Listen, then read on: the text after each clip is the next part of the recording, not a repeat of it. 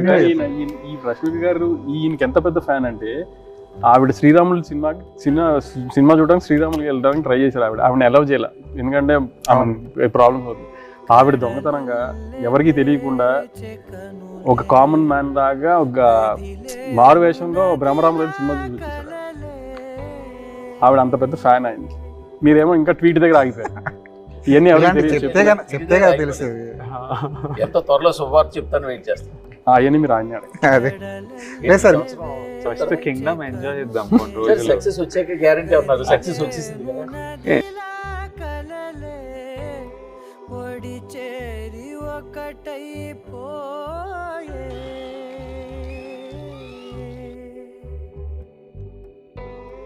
ఒడి చేరి ఒకటై